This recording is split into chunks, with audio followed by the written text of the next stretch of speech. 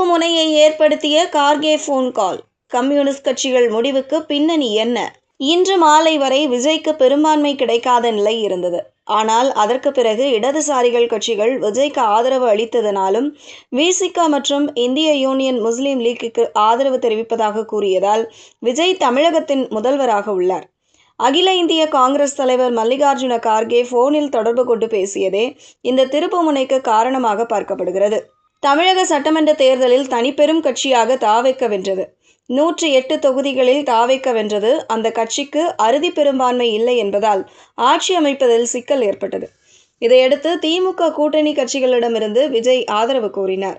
திமுக கூட்டணியில் முக்கிய கட்சியாக இருந்த காங்கிரஸ் தாவேகவிற்கு ஆதரவளித்தது.